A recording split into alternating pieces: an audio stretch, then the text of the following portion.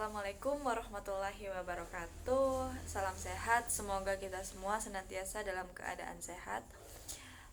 Puja dan puji syukur tidak lupa kita ucapkan kepada Allah Subhanahu wa taala selaku Tuhan semesta alam, yang berkat rahmatnya lah kita semua masih dalam keadaan sehat walafiat. Salawat serta salam tidak lupa saya haturkan kepada Nabi Muhammad SAW yang telah membimbing saya dan kalian semua menuju jalan yang terang benderang, yakni Islam.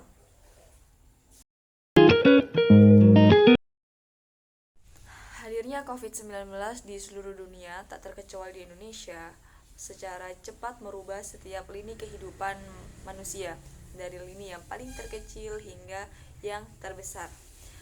Tanpa kita sadari, hal ini menimbulkan berbagai kontroversi di tengah-tengah masyarakat yang sangat multikultural di Indonesia. Sehingga menurut saya penting dan menjadi hal yang menarik untuk mengkaji fenomena ini dari sudut pandang Islam.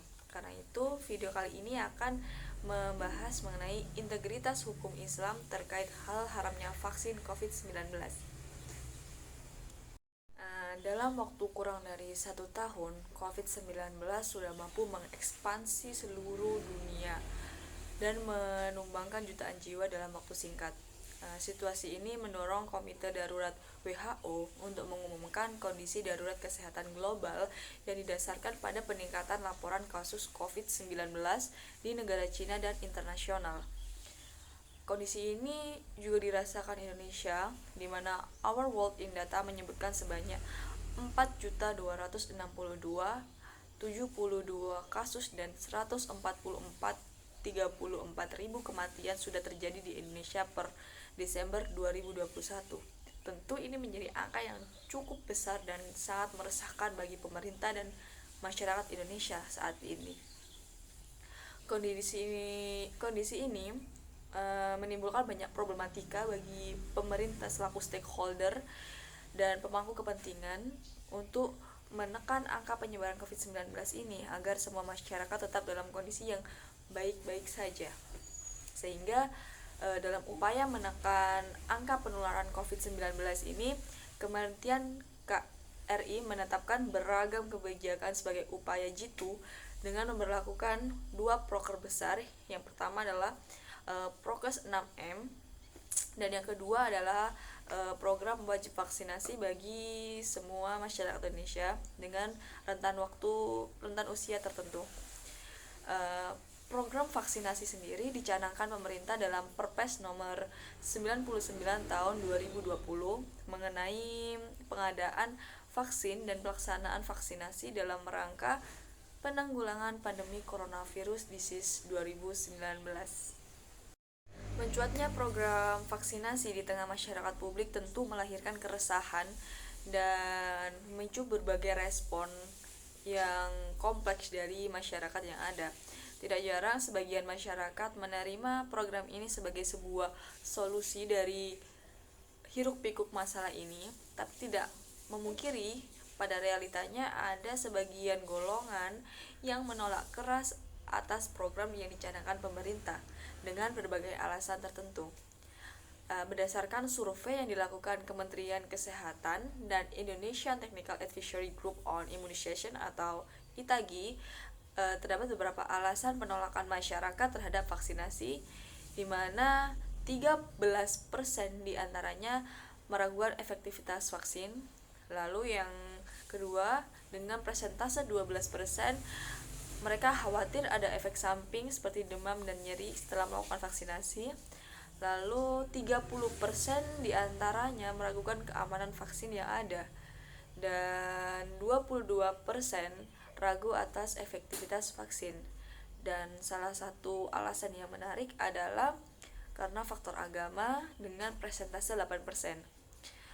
Pada umumnya, munculnya penolakan umat Islam yang Indonesia terkait program vaksinasi yang dicanangkan pemerintah dengan alasan agama sebenarnya terkait hukum halal haram yang ada, di mana banyak berita-berita yang mencetuskan bahwasanya vaksin-vaksin yang beredar di Indonesia saat ini mengandung babi. Hal ini sejalan dengan pernyataan MUI yang mengeluarkan fatwa haram untuk vaksin COVID-19 berjenis AstraZeneca karena ditemukan kandungan tripsin babi di dalamnya. Kontroversi ini terus berkembang sehingga banyak umat Islam dengan ketaatan tinggi menolak pemberian vaksin. Terlebih lagi, faktor keagamaan di Indonesia menjadi masalah yang sangat sensitif dan krusial karena mengingat sebagian besar dan mayoritas penduduk Indonesia adalah beragama muslim dengan tingkat ketaatan yang cukup tinggi, sehingga masyarakat Indonesia sangat memperhatikan tiga aspek terkait halal, haram, dan kesucian. Ketiga aspek ini mendapatkan perhatian besar karena bagi umat muslim untuk mencapai kecerdasan emosional, intelektual, hingga spiritual, maka asas kehalalan dan kesucian itu harus terpenuhi. Selain itu, kehalalan dan kesucian tubuh menjadi indikator utama keberhasilan sebuah ibadah seseorang. Seperti yang termaktub dalam Quran Surat Al-Baqarah ayat 222 yang berbunyi, sesungguhnya Allah mencintai atau meridhoi orang-orang yang suka bertaubat dan mencintai orang-orang yang bersuci. Bercermin pada beberapa ayat yang ada di Al-Quran membuat umat Islam, terutama yang berada di Indonesia, sangat memperhatikan dan mencurahkan perhatian besar terhadap masalah halal haram produk dan makanan yang mereka konsumsi.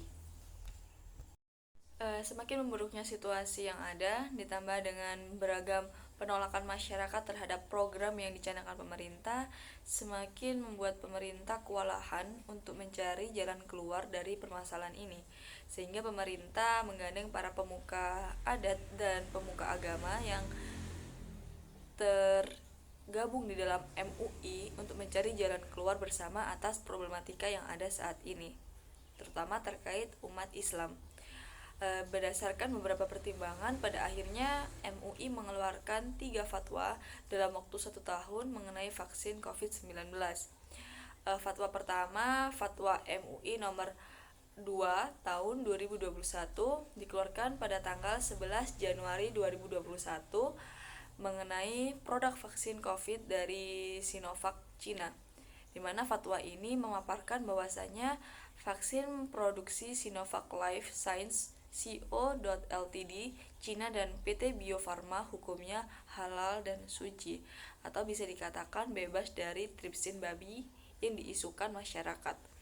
Lalu, ketentuan ini didasarkan pada uji klinis di bawah pengawasan BPOM dan MUI yang keputusannya dituangkan dalam sertifikasi halal. Fatwa kedua dikeluarkan pada 16 Maret 2021 dalam Fatwa MUI nomor 13 tahun 2021 mengenai hukum melakukan vaksinasi COVID-19 ketika berpuasa. Dengan putusan diperbolehkannya melakukan vaksinasi ketika puasa melalui injeksi intramuskular, sebab hal ini tidak membatalkan puasa. Adapun fatwa yang ketiga, yaitu nomor 14 tahun 2021, lebih menekankan pada hukum penggunaan vaksin AstraZeneca yang mengandung unsur haram dan diperbolehkannya karena situasi darurat syariah saat ini. Kemunculan fatwa dari MUI menjadi jembatan bagi pemerintah dan masyarakat, sehingga secara tidak langsung dan berangsur keraguan-raguan masyarakat terhadap program yang dicanangkan pemerintah semakin meredam dan memunculkan penerimaan dari masyarakat mengenai program vaksinasi, sehingga keberhasilan dari program pemerintah ini semakin terlihat jelas di beberapa bulan ke depannya.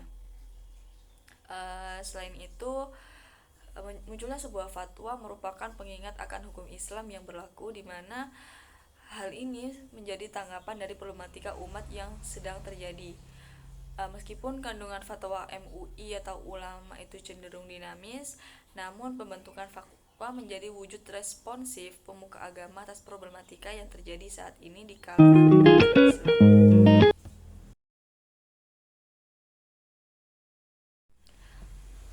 Fenomena ini tentu dapat dikaji dari beberapa teori.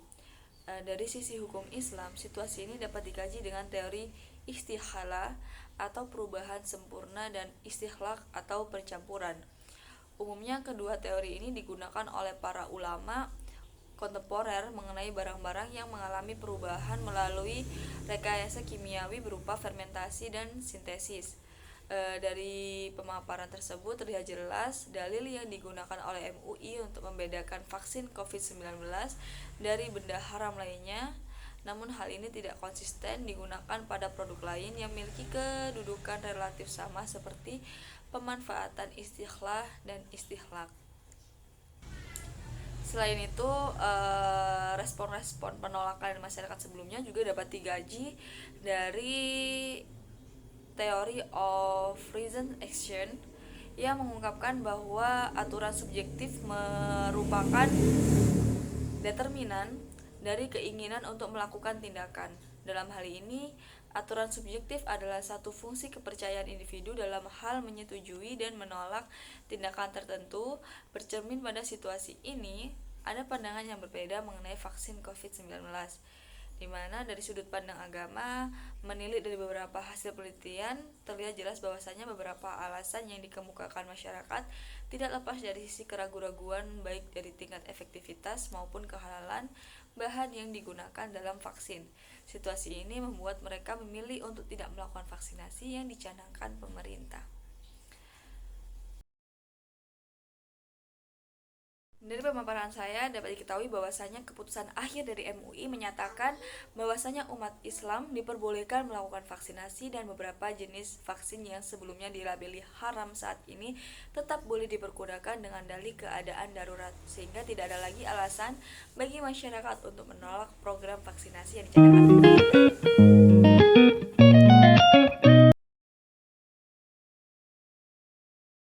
Sekian pemaparan yang bisa saya sampaikan mengenai integritas hukum Islam terkait hukum halal haramnya vaksinasi COVID-19 di Indonesia. Semoga video ini bisa menjadi jawaban atas semua keraguan-raguan masyarakat mengenai program yang dicanangkan pemerintah. Apabila di dalam video ini terdapat kesalahan kata, saya mohon maaf sebesar-besarnya.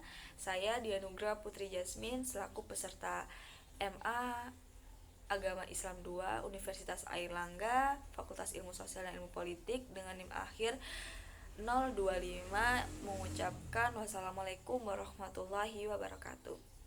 Sampai jumpa.